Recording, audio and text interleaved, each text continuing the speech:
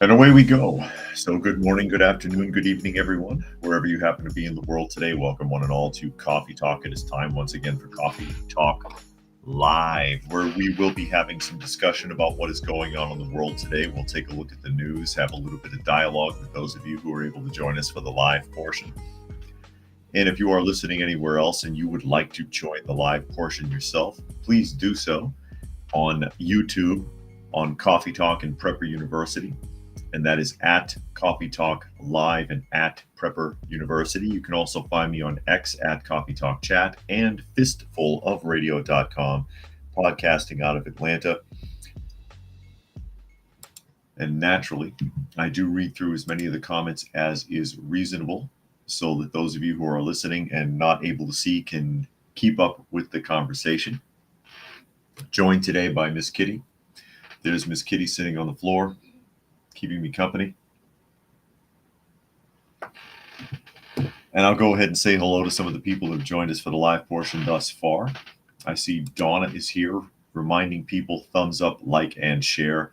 Of course, please do if you can. Helter is here. Dragon is here.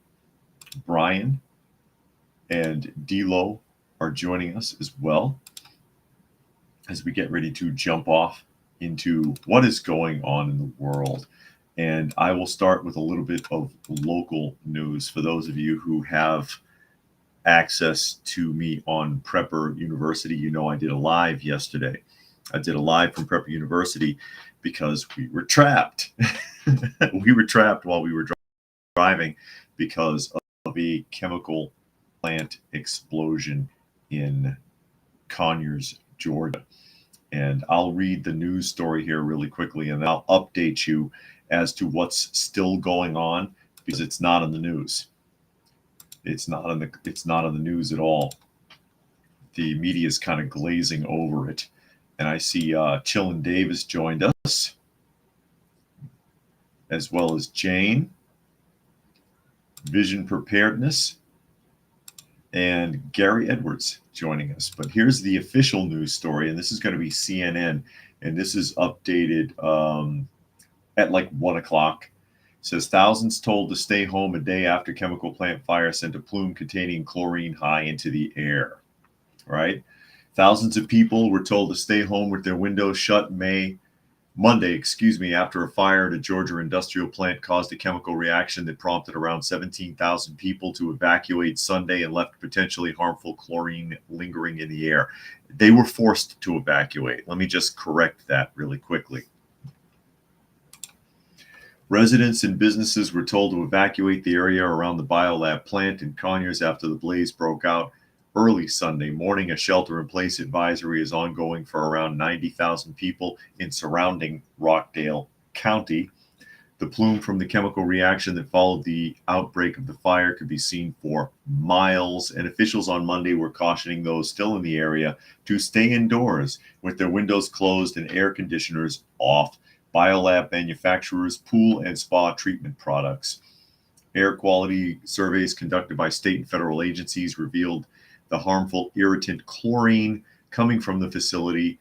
County officials said in a news release Monday morning, exposure to chlorine can cause burning in the eyes, nose, and mouth, blah, blah, blah. Here is a picture from the freeway, and that's where the plant is. That's where the plant is. And Nostalgic is there. He says, got that toxic East Atlanta area air hasn't gotten you, or glad that it hasn't. Yeah. And Donna says, David and the rest of the Coffee Clutch pray for my neighbors to the north of me, Tennessee and North Carolina. Thank you all. Stay safe. Yes, indeed.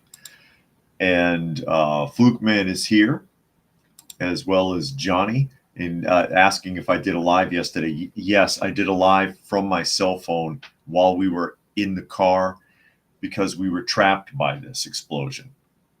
And Chris is here, says no notice today. And this is the question too. And or this is the point. I was gonna make this also. Nostalgic says this is the third fire air issue at that plant since 2004. No, it's more than that. There's been 3 in the last 7 years. So it goes. There have been others, but there's been, I believe, 3 within the last 7 years that have caused this kind of reaction. And the article doesn't go too much into it, but I'll, just to follow up. And this is why we were doing it live, because we were trapped. We were trapped by the roadblocks. And JJ says, "I see you survived." Yeah, no kidding. And Fallen Sky says, stay safe and mask up. And they do have masks that will filter chlorine. They do have masks that will filter chlorine. But Nature Nerd says, evacuate, don't stay in place. But this, again, I did a live from the cell phone while we were driving. It was a little more, we were on for more than an hour. Okay. And Monkey's joining us now. Glad you could make it. And Gary says he got a notice this morning. And Nostalgic wants to know how long we were in the traffic. Probably about 3 hours.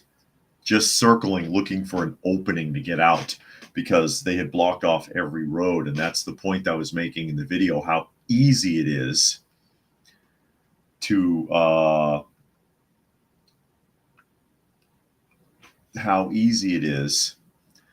just shut a town off. Every road barricaded, 2 to 3 squad cars, not letting anybody pass. And you just had to keep traveling around. And there's all these semis trying to circumvent the highway because they couldn't drive on it. It was closed down. It still is, to my understanding. So at 5 a.m. yesterday morning, a sprinkler system malfunction caused exposed water reactive chemicals to catch fire. Sprinkler system malfunction, that's what happens. And there's another argument that I made, when everything is freaking digital. Everything's digital. Yeah. How many glitches have we been seeing constantly? That not just like this, but glitches with banks and with credit card companies having global issues. Windows having a glitch, and there's trouble all across the planet. Too much digital. It's a nightmare. Malfunction caused the fire. Fire department said they had it under control, but then shortly after noon, boom, it reignited, blew the plant up. Right? They totally lost control of it. So they cordoned the area off. It says 17,000 people evacuated. What actually happened was Homeland Security and Georgia Disaster Management, the sheriff's office, went around and kicked everybody out of their homes. And this is an industrial area. It's registered as an industrial area, but there's still homes there. And, that doesn't make any sense either, because you got residential, industrial, and commercial, and they're zoned that way for a reason. Now, this is way too close to homes and residences. So they cordoned off an area, threw everybody out, made them go to makeshift shelters that were set up by FEMA. That's not mentioned in the article either. And they issued the shelter in place. And my wife does work for the city, and last she heard a couple of hours ago, all of those orders are still in effect. Nothing has changed. The majority of Conyers in that Rockdale area is still closed off, is still under shelter in place rulings, and that those people that were thrown out of their homes and sent to makeshift shelters have not been able to return. So that's what's going on there. And Helter says, if someone's car had run out of gas, things would have turned out a lot worse. Yeah, and Chillin says, glad you folks weren't hurt. I appreciate that. Or somebody had an EV, and you don't see very many electric vehicles out here, but if because those charges don't last very long. I don't care what they tell you in the commercials. They don't last long. You imagine an electric vehicle, as heavy as it is on those back roads where everybody was driving looking for a way in or out, and that thing dies and you can't even move it off the road because there's a ditch on either side.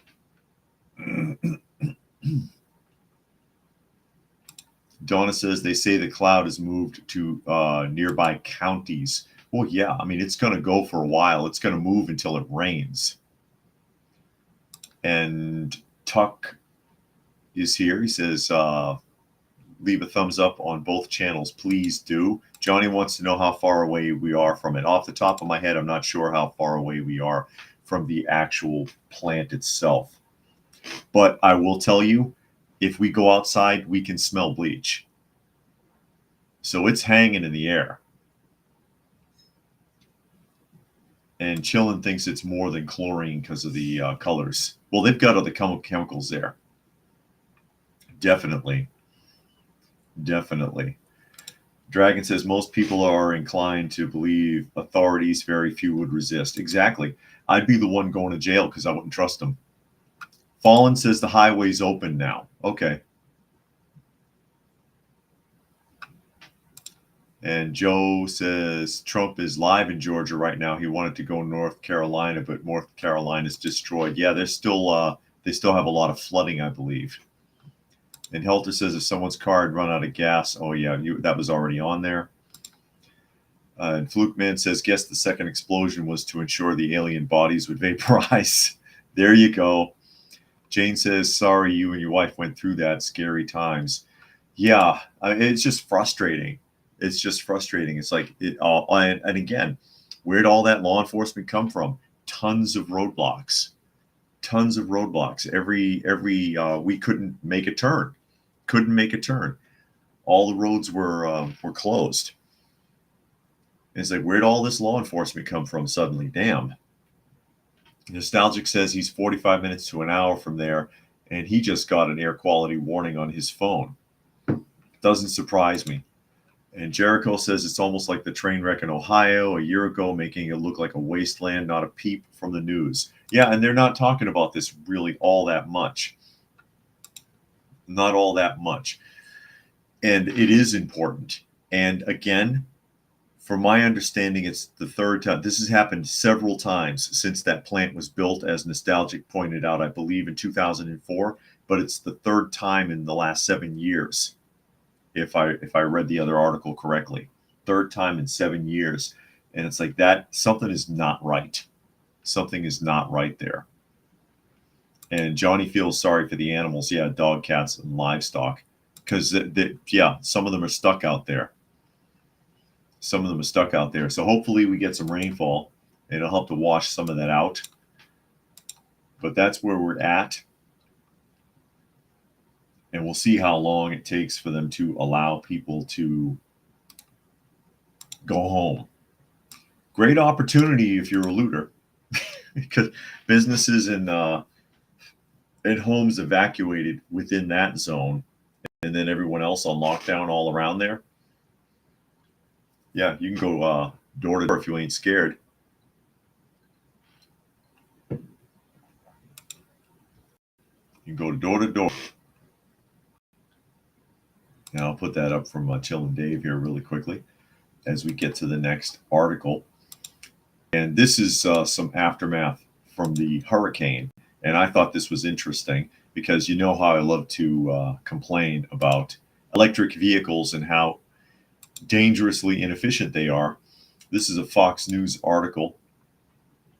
Florida officials warn of fires after electric vehicles' exposure to salt water during Hurricane Helene. It says the combination of storm surges from the Gulf of Mexico and lithium-ion batteries in vehicles has proven to be a recipe for disaster, as Florida agencies report responding to numerous fires in the wake of Hurricane Helene. Photos and video from the Tampa Bay area show the aftermath of highly combustible batteries being exposed to salt water, leaving homes damaged and cars destroyed. A surge of 5 to 8 feet was reported across the metro during Helene, flooding thousands of homes and raising the potential for further destruction.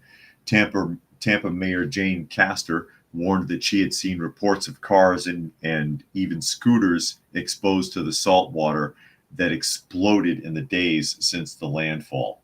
Helene is not the first hurricane where an increase in EV-related fires has occurred. A similar streak of incidences were reported during hurricanes Idalia and Ian, both of which were powerful storms that impacted the Florida coastline. Florida's chief financial officer and state fire marshal Jimmy Patronis has been one of the leading voices warning of the dangers that electric vehicles face during floodwaters. Quote, "We saw a number of fires associated with the EVs from Hurricane Ian," Patronis previously stated. "We know that the salt water from storm surges can compromise these batteries, causing fires which cannot be easily suppressed. The best fire teams can do is keep water on the battery until the fuel burns out." Officials in Pinellas County, a hotbed for EV ownership, said it has been messaging its residents warning about the dangers associated with floodwaters. If you have an electric vehicle or golf cart and it was exposed to salt water, it needs to be moved away from your home at least 50 feet. These vehicles may catch fire in the next coming days. Firefighters said electric car fires are significantly harder to extinguish, yeah, and no kidding, than those involving gas vehicles because of the lithium-ion batteries. And so there you are. And that's something that they don't normally talk about, which is why I wanted to bring it up here. And you can see the remains of one of those vehicles right there. That it's a huge problem. Electric scooters, electric golf carts, electric cars exploding and burning out, sometimes days later after being exposed to salt water. That's something really major to concern. It's another big problem. Another big problem with these vehicles, and another reason why they're ridiculously unsafe. It's incredible. Jane says, well, the government does cloud seeding. They need to make it rain. Maybe. And Nostalgia says, the warning says, or his warning, Georgia emergency, VIA, EPA, local area emergency due to Rockdale County Biolab. EPA is monitoring air quality for chlorine and related compounds, chemical levels unlikely to harm most people. Most people. Gary says this incident makes the case for keeping a gas mask available at home and in the car. And as I pointed out, there are gas masks that are rated for chlorine, and we do have some. We do have some. I forget what they're called, but we got them packed up somewhere if we need them. Johnny says all those empty houses, squatters will take over. Hopefully not. Fluke Man says if it rains, the supermarket will probably be out of bottled water. And Jane says, what the hell, electric vehicles and salt water are dangerous. Thank you for the information. Yeah, they are. They're dangerous in water anyway, but salt water is more corrosive, so it gets into the battery easier. But yeah, any submerged in water, any of those batteries are a death trap. And that's an important point. Again, all across Florida, dozens of these vehicles are blowing up. But is that major news? No. No. Chillin wants to know if we can force DC minions to drive electric limos. I don't know about that. They don't want that. An electric limo wouldn't work because they drive those armored vehicles, and they're much too heavy for an electric vehicle's battery to maintain. Helda says salt water is much more conductive than normal tap or fresh water. Those cars are going to become uninsurable. Tuck says e-cars make events like floods much more exciting. Okay. And then Dragon points out EVs are no more greener than gas-powered vehicles. If the EV catches fire, the batteries emit toxic, deadly fumes. Also, the strip mining that's required to get the materials for the construction of electric vehicles does far more damage than pumping oil. Far more damage than pumping oil. And speaking of damage, let's jump to Lebanon. Let's jump to Lebanon. Another Fox News article.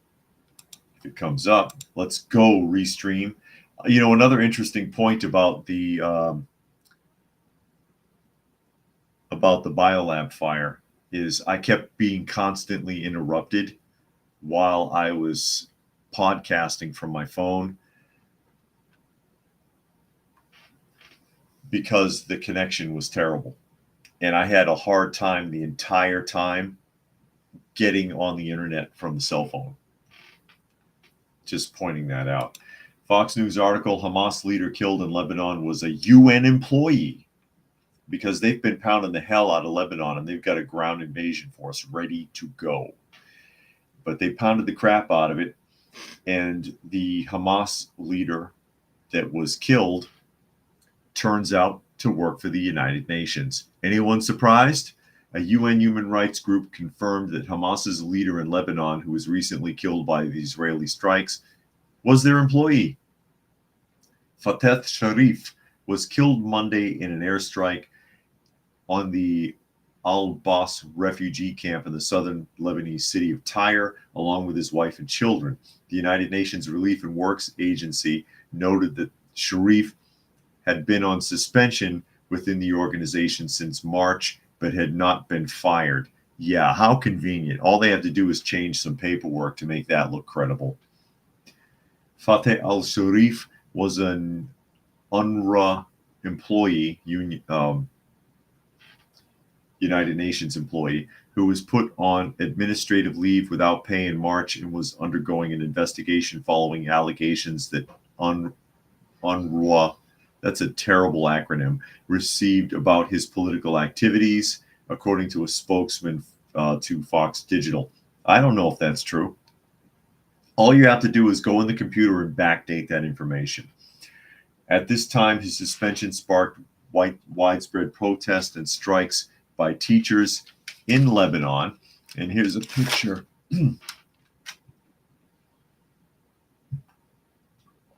Here's a picture of about what Lebanon looks like at the moment. Sven says, really, insurance companies will likely see the problems when they age. And Fallen Sky says, this is what happened at the plant. Fire system was lithium-ion battery backup over a vac tank full of chemicals. And Nostalgic says, how can this administration push for electric army tanks? They're not going to make an electric tank. There's no way a battery can carry that much weight. No way. No way. And Helter says that's their fancy way of calling their leader a terrorist. Indeed. But yeah, that's it right now. Big surprise. More because in the Gaza, the UN facilities were hiding terrorists. It was discovered already. The news glazed over that as well. It says Sharif was responsible for coordinating Hamas terror activities in Lebanon with Hezbollah operatives. He was also responsible for Hamas's efforts in Lebanon to recruit operatives and acquire weapons. Yeah, but he still worked for the UN. He still worked for the UN in an official capacity. And just because now they claim, oh, well, we had suspended that guy, I don't know if that's true. I don't know if you had somebody in your data system go and backdate a suspension, wink, wink, nudge, nudge, so that you can claim that you didn't have anything to do with it or that you didn't know. I'm supposed to trust that? I don't trust that. It says Sharif was the principal of the UNRWA-run Deir Yassin Secondary School in Al-Bas and head of the UNRWA Teachers Union, which has around 2,000 teachers. Through that position and as principal of a large UN school, he was able to recruit operatives and to brainwash generations of Palestinians to engage in terrorism. So he was using the UN's facility as a recruitment station and was getting away with it.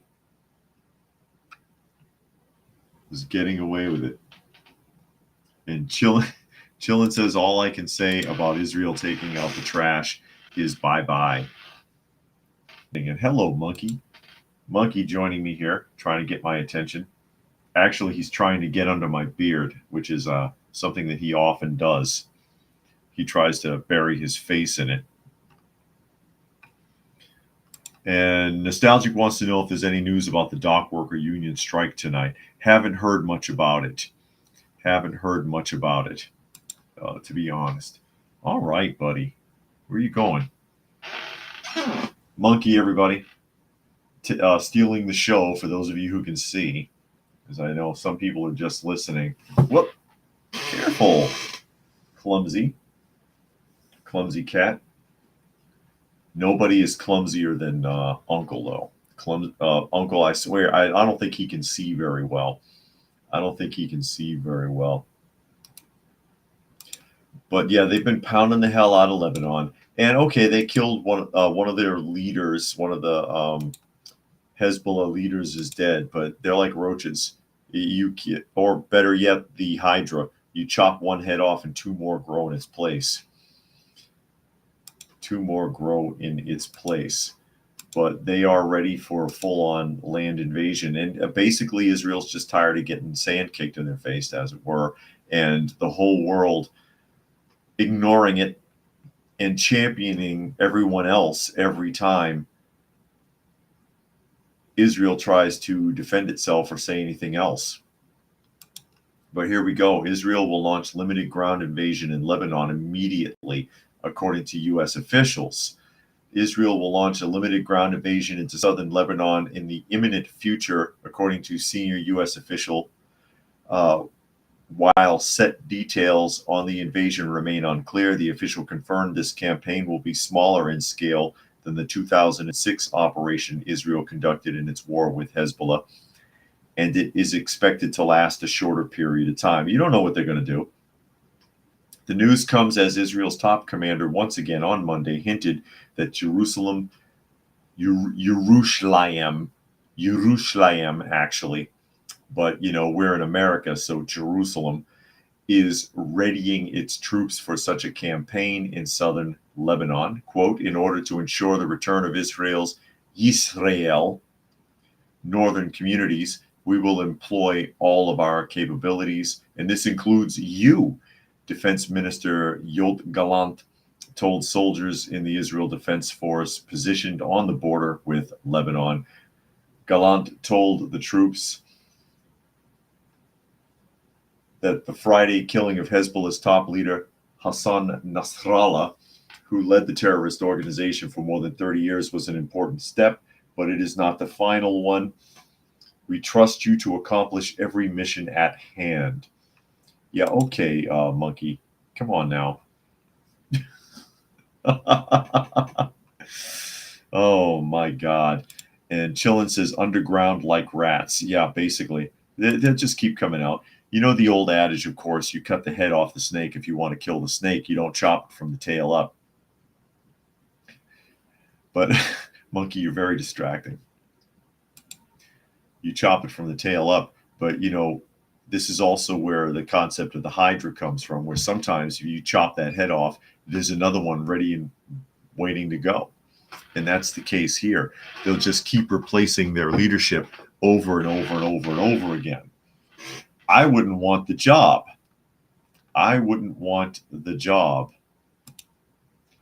And Chillin says northern Israel has been vacant for a few years because of these bozos.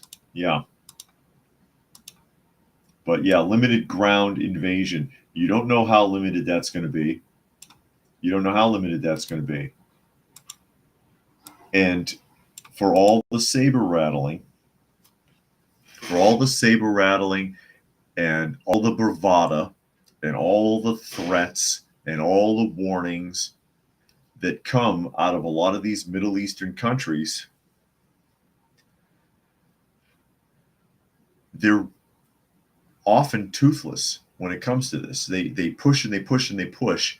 And then when someone pushes back, in this case, Israel, look how fast Lebanon is collapsing. They're falling apart. They can't take it.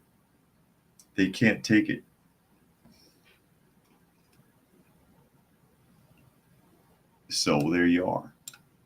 But it remains to be seen just how far they're going to take it, how far they're going to go. Israel this time, because this is not the first time Israel has had to go and pound the living hell out of one of their neighbors. And I know they've already taken out some of their infrastructure as well. They've knocked out power plants and other things in Lebanon to make their infrastructure more difficult to manage. Bad enough they're afraid to use radios right now. Fluke Man says report of Chinese nationals who spoke up against CCP persecutions at UN hearing and sent them all back to China. Isn't it also true UN lower ranks organized slave business and higher ranks ignored it? There's a lot of rumors about stuff like that. It's kind of hard to prove. But there is a lot of rumors about that kind of stuff.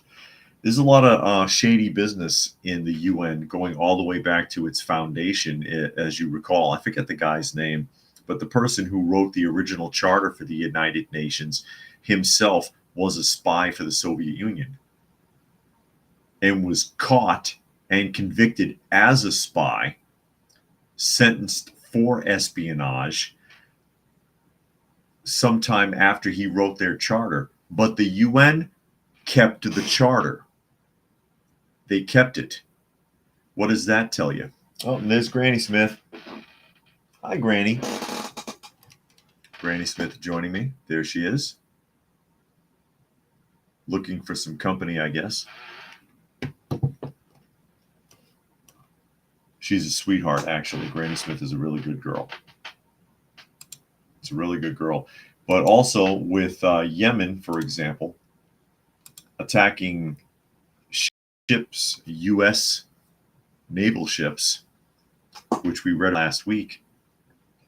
All of these countries, in support of Lebanon, they did this. I'm just wondering how long it'll take before the U.S. gets drug into this whole conflict. And keep also in mind that part of the reason why they're so bold as to attack U.S. ships like that unsuccessfully is because they think that the current administration, the executive branch that's in charge of the White House now, is toothless. Old Joe and old Kamala just don't have the coconuts for it. They're viewed as being weak. They see us as having weak leadership. Reuters article. This is interesting and ties in with my whole complaint about modern technology and everything being digital and everything being AI monitored and putting all our eggs in one basket. Verizon's mobile network down for tens of thousands of users in the US. More cell phone failures.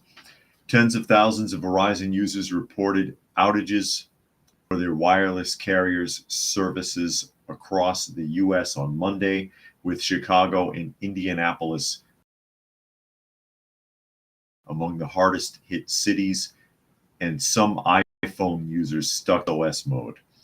The tracking website detector.com, the outage began around 9:30 a.m. Eastern Time, and there were about 69,753 reports as of 12:17 p.m., with regions including Minneapolis, Phoenix, Omaha, and Denver among the most reported locations. Verizon Communications said it was aware of an issue impacting services. Some Verizon users said on X their phones were stuck in SOS. SOS appears to be in the status bars of iPhones if the device is not connected to a cellular network but can still make emergency calls through other carriers. In February, sector rival AT&T faced nationwide wireless outages that last over 12 hours and impacted more than 70,000 customers. I remember reading that story. It was a lot more than 70,000 people. The Federal Communications Commission is investigating the AT&T outage, which blocked more than 92 million voice calls and prevented more than 25,000 attempts to reach 911, the agency said. News of the Verizon outage comes hours after the company announced the deal to give infrastructure firm Vertical Bridge rights to lease, operate, and manage 6,339 mobile towers across the U.S. for $3.3 billion. So they made an update and it screwed everything up, basically, is what that's going to turn out to be. That's what it is pretty much every time.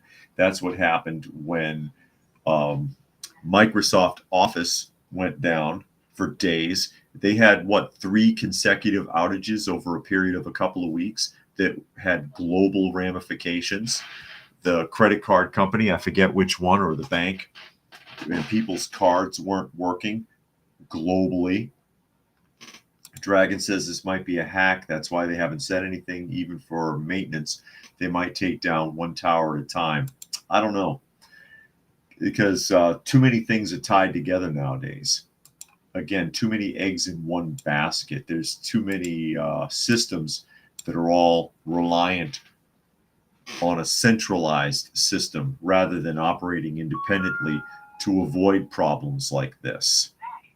That's what Tuck says, House of Cards, or domino effect, as it were. You might remember also my reading an email a couple of weeks back from my mother-in-law's nursing home that the national system, there's a national database that they're on for nursing homes and hospitals and other facilities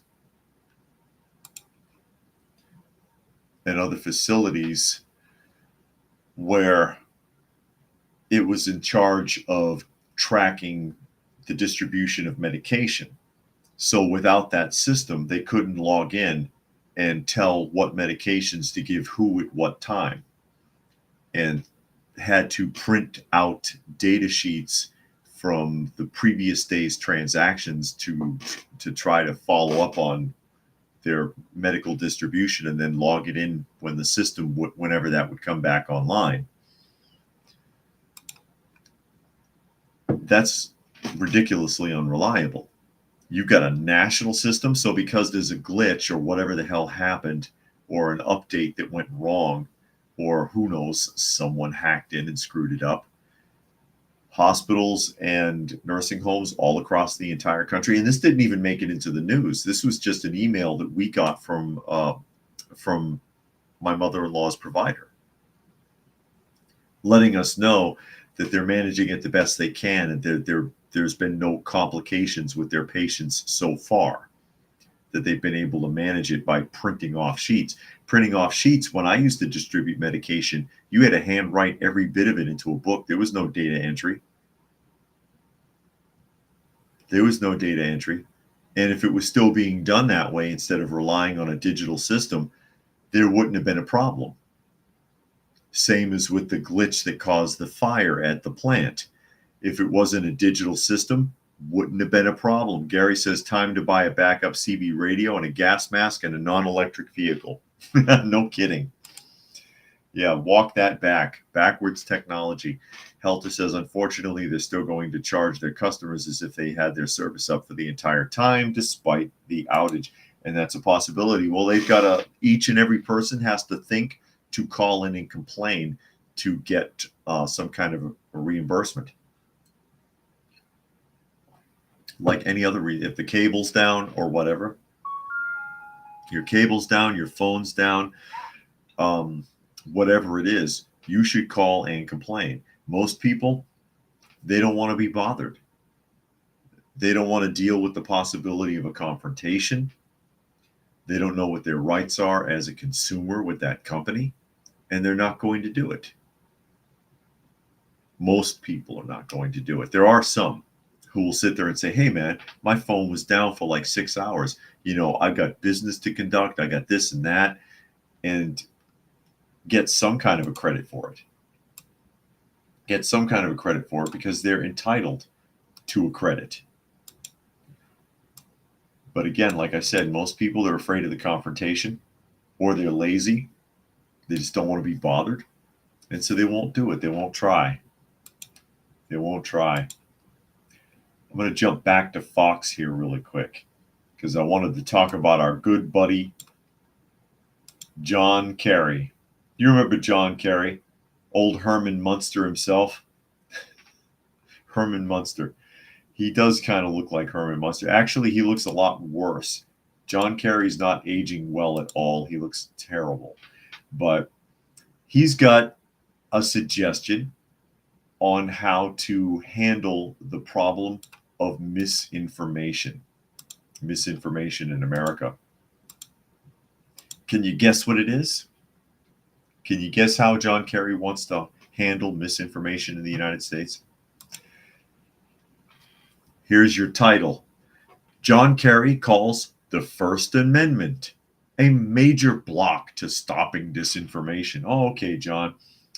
John thinks the First Amendment is the problem. I see. John Kerry called the First Amendment a major block to combating misinformation and fighting climate change. Okay. The former Secretary of State took part in a World Economic Forum panel on green energy on Wednesday. Near the end of the panel, a member of the audience asked what can be done to push back against disinformation surrounding climate change online. That person was planted in the audience. I don't believe anybody legitimately had that question. Quote from John Kerry. You know, there's a lot of discussion now about how you can curb those entities in order to guarantee that you're going to have some accountability on facts and etc. But look, if people only go to one source and the source they go to is sick and has an agenda and they're putting out disinformation, our First Amendment stands as a major block to be able to just, hammer it out of existence. He continued. So what we need is to win the ground, win the right to govern, but by hopefully winning enough votes that you're free to be able to implement change. He wants us to be free to impede ourselves from one of our freedoms. Hey, come here. Hold on, everybody. Come here, Dad. Why are you in here? Oh, no. Special guest star. Forget John Kerry. Forget about John Kerry. It's old Dad. And his ear is permanently bent like that. It's permanently bent like that. Hi, Dad. I'm sorry. It's old Dad. I got to say hi to him. This is old Dad. He's one of our most important rescue cats, and he's a permanent resident on the back porch. Okay? Permanent resident on the back porch. This is the one who was dying, who needed a surgery. This is the one that I did the GoFundMe for, so I could get his surgery done, and the vet didn't think he was going to live. And he had a tumor that had developed out of an ingrown testicle, of all things. And he was just miserable and could barely walk and starving, and it was horrible.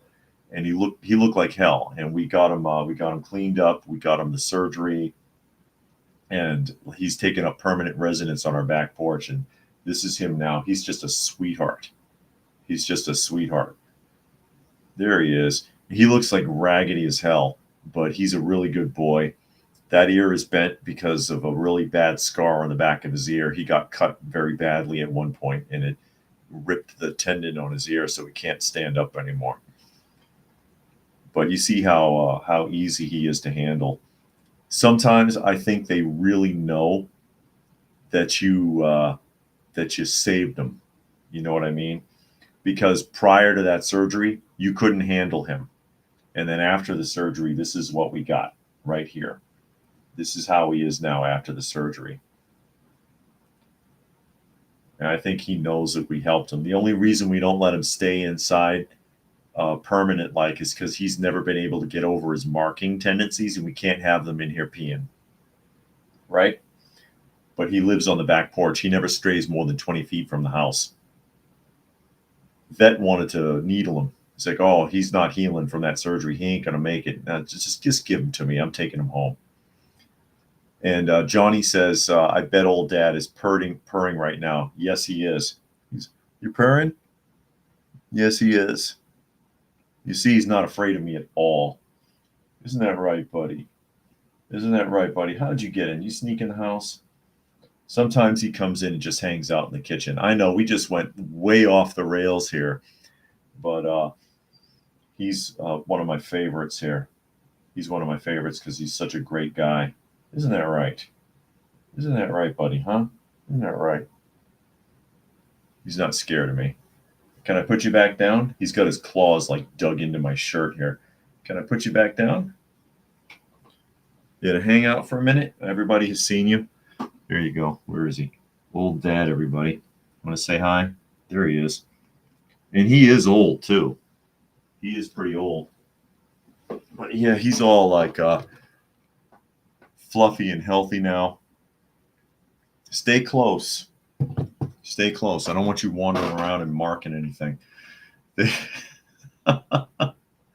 Oh no. So let me catch up a couple of comments here. Chillin' Dave says that Carrie is a tool. Yeah, no kidding. Chris says John should have worked to work at a lithium mine for a day. The guy's ridiculous. But more to the point, in the story, basically what he says is that we have to have the courage to be free by giving up one of our freedoms. And without that freedom of speech, you're done. You are done. You are in a communist country. Monkey says climate change has something to do with misinformation in the First Amendment. This sounds like something that's on the laughing gas, or someone that's on laughing gas. Yeah. Dragon says the irony being he stated his political career, or started his political career by spreading disinformation about the actions of U.S. troops in Vietnam. He is truly despicable. Yeah. Fluke Man says some people, especially Gen Z, are terrified to talk to random people, customer service on the phone. They used apps to make bookings, order food, etc. Talking on the phone is alien to them. Gary says climate change begins with political diaper change, and for the same reason. Helter said his First Amendment right gave him the right to make this completely asinine statement. Good point. Good point. And Johnny thinks it's obvious that guy was planted in the crowd. And Chillin says he's a Democrat talking about lies. Wow. Yeah, he is. And that's pathetic. We can truly be free once we get rid of this First Amendment. And I know that there's a bunch of talking heads that are out there like, oh, God, he's so right. Yeah, we can be free when other people have to shut up. But that will be you one day. That will be you one day. And that's what a lot of these people do not understand, is that will backfire. That will backfire, and it will be on them. They never think it's them until it's their turn. They never think it's them until it's their turn. There he is. He's still sitting here. Hey, Dad. He knows his name too. He knows his name because if I open up the back door or I open the window and I yell Dad, he'll come running from wherever he is. He knows he's Dad. Oh my. He's a good boy though. He's a good boy. As we move along here, here's more fuel for the fire. This story is annoying. This is a Daily Mail article. Taxpayer-funded Minnesota food pantry bans white people with boss outburst. This did happen. The boss of a Minneapolis food pantry funded by city taxpayers, there's Minneapolis again, has banned white people from taking advantage of the resource. Makila Kikio Jackson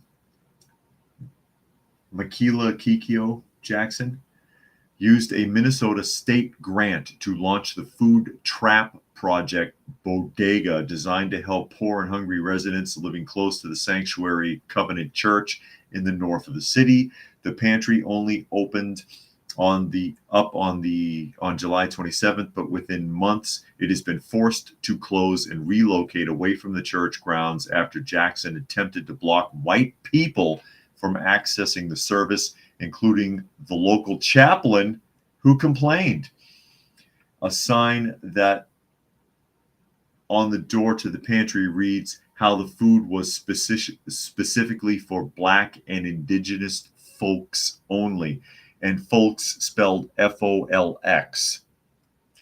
And this is Makila Kikio Jackson right here.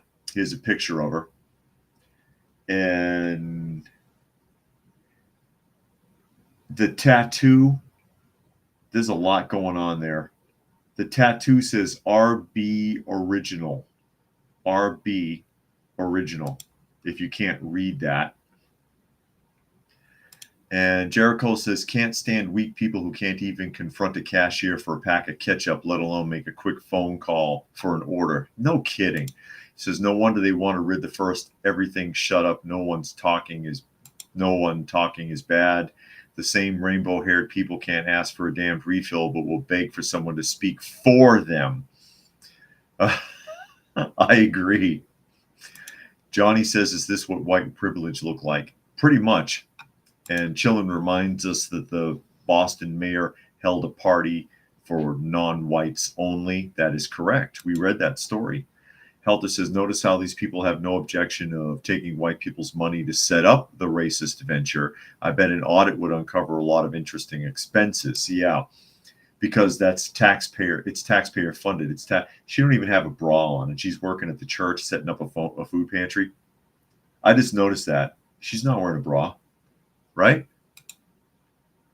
No bra, covered with tattoos, multicolored dreadlocks. 1, 2, 3, 4, 5 piercings in her nose. All right. And here is a picture of the sign that started the chaplain filing a complaint. It says the resources found in here are intended for Black and Indigenous folks, spelled F-O-L-X. F-O-L-X. Please refrain from taking anything if you're not. Unbelievable. The resources found, yeah. Jason used a Paths to Black Health grant, or Jackson, excuse me. I misread that. Used a Paths to Black Health grant, which aims to reduce health disparities among African Americans while fostering a vibrant and thriving community. Dad, come here, buddy. What are you doing? The last census showed that Minneapolis is 58% white, 18% of the population is African American or Black. Can we just call it Black, please? Get rid of that African American nonsense. Thank you so much, Jesse Jackson, for that. Dragon says they would be pissed if whites only food pantry was set up shop right next door. Yeah, they would burn it down. And Johnny says, I bet when she got the tattoo, it was a white person that did the tattoo. That's a possibility. That's a possibility. And Brian suggests that she's mentally ill with all the nose piercings. I don't know, but there's something wrong with her because that's just not right. That's just not right. Especially with a mission statement. I read it here somewhere. There's a mission statement claiming that she's trying to bring the community together. You just excluded more than 50% of your community. You threw them out. You told them no. And then you misspelled your sign. Or she could have just been trying to be clever.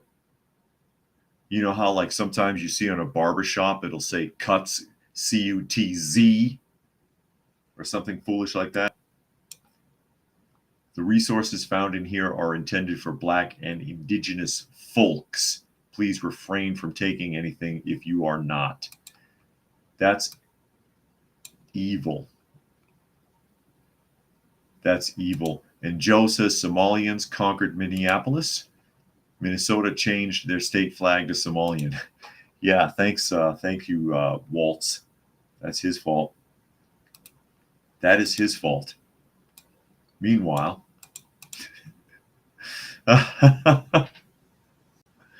and Joe reminds us Ilhan Omar's father committed genocide as a military general in Somalia. No one cares what happens in Africa. No one cares about what happens in Africa. You know why? Because it's third world. There's no money coming out of there, so no one gives a shit. And Chillin wants to know if she had a KH accent. I don't know. I haven't heard her speak. You know, I just read these articles. I don't watch much. This is another really interesting one. We'll round out with here. And this is a Radio Pittsburgh article. This should be making the rounds nationally. honestly. This should be making the rounds nationally. KDKA Radio Pittsburgh. All right. Mother claims PPS staff member forced her daughter to register to vote. I've seen the video clip. I've seen the video of this. There is a video. I'm not showing the video because I don't. I keep having trouble with YouTube and copyrights. So Pittsburgh Public Schools has responded after a video posted on TikTok went viral. In the series of videos, a mother claims her daughter was forced to register to vote while in school. PPS says that that is not true. In a text exchange shared by the mother, the student says she was pulled out of class to register. And I've been hearing that that has been happening. All right. And I'll tell you also why I think that this is credible. The mother, who says in the video that she is a supporter of Trump, claims that PPS staff member was saying things about how damaging another Trump's presidency would be to people of color. In the posted text exchange, the daughter claims she was registered as a Democrat. In a follow-up video the mother secretly recorded with a PPS staff member, she expresses her dissatisfaction with the school registering her 17-year-old daughter to vote. Pittsburgh Public Schools released a statement to KDKA Radio saying that the staff member did not share any political opinions, did not try to influence the student, and that the staff member was recorded without consent. The statement from PPS reads in full. So I did see the video of this, and the mother is confronting this woman, saying that basically, why are you manipulating these kids, forcing them to register to vote, my daughter included? And again, she was filming it, I guess, with a cell phone, and then she posted the videos. But she says, why are you forcing these kids to vote? Oh, no, we're not doing that. And the daughter's like, yeah, they are. Now, the reason why I believe the daughter, because she says, listen, I can believe you, or I can believe my daughter, and I'm going to believe my daughter. I believe the daughter also, if you go and you listen to this this dialogue or you watch the video, because of the daughter's indifference. It sounds like a teenager. It doesn't sound like she's trying to cover it up. She was like, yeah, I just went along with it because I'm just like, whatever. I really don't even care. I really don't even want to be bothered. You know, I don't want to vote anyway. You know, whatever. The indifference sounds legitimate because that sounds like a teenager. And that's what teenagers do. I've worked with enough of them. Yeah, whatever. They do whatever to go along. They'll sign this. They'll agree to that. Just to go along, to get along, to shut you up and go back to watching videos on their cell phone or whatever they really care about or they think they care about. The girl's indifference convinced me. She wasn't arguing about it, nothing. She was like, I don't even really care. I just wanted her to leave me alone. Talking about the counselor or whoever it was that enforced this. And it also should be interesting. It should be noted. That there is an incentive program from the federal government connected to Pittsburgh Public Schools to encourage students to register to vote, being funded by the Democratic Party. Chris says this is typical of that school district. Why I and family left years ago. Marvel fan says that's all crazy. That's all crazy.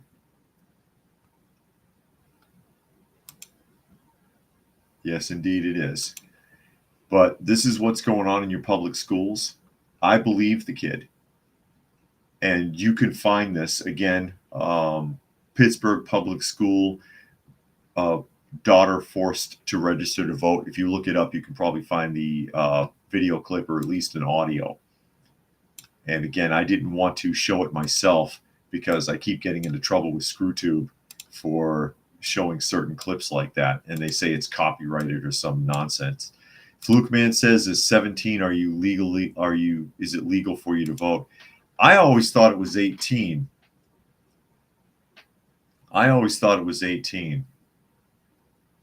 And Jericho says another reason to homeschool. And who all people wants to remind us the term African American does not mean black. The term was created in the 1800s solely for the use for slave descendants. but it was Jesse Jackson who popularized it, correct?